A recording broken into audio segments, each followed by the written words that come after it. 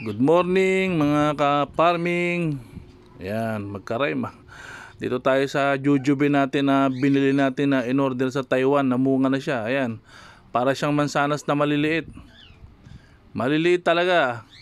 Talagang in-order ko, magandang klaseng jujube. Yung Jianmi Kaohsiung 8. Ito tumubo, halos 1 year. Bumunga na kagad siya. Napakabilis lumaki. Parang payong na pagka tumaas, bumabagsak yung mga sanga niya, tapos mamumunga. Akala ko nga hindi tutuloy ang bunga nito kasi namulaklak to nakaraan. Ayan, ganyan, no. Namulaklak, napakarami. Ang daming tumuloy. Unang bunga niya pa lang, tumuloy na kagad. Gusto kong putulin tong puno na to, na nanghihinayang din naman ako kasi baka may benepisyo naman siya. Napakaasim ng bunga nito. Kinakain ko nga minsan dahil kailangan ko rin ng vitamin C. Tingin ko may rich mano siya sa vitamin C sa katawan eh. Ayan, kahit saan ka tumingin, ang daming bunga, maski na rito sa baba. Ang height ko eh 5'8 eh. 5'8. 5'6 pala ang height ko.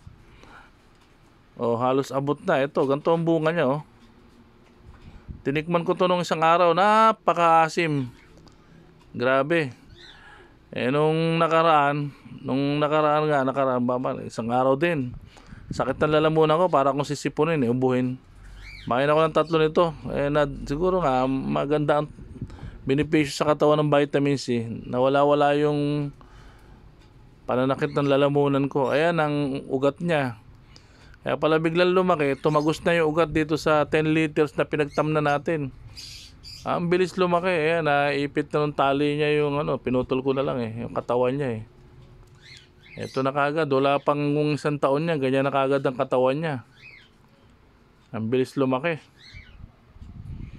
Ang sanga niya tataas tapos babagsak.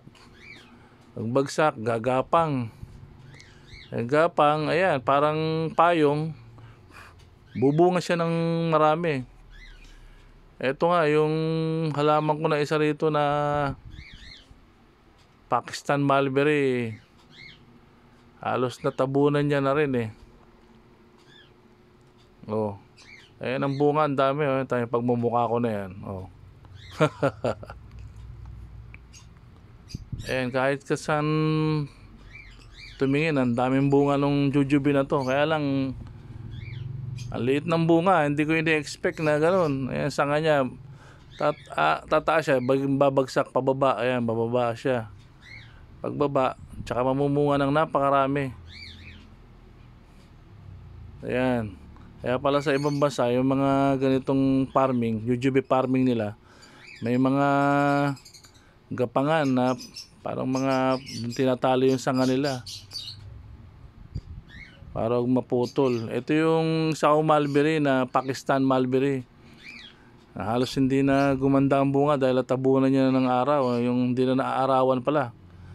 Ayan, may mga hinog na rin. Napakatamis din ito. Very rare na mulberry ito. Pakistan mulberry. Ayan. Hindi na siya masyadong lumaki. Kaya itong jujube na to, ito, gumagapang na sa kanya eh. Halos lahat na ng mga puno ko rito, ginapangan na nito eh.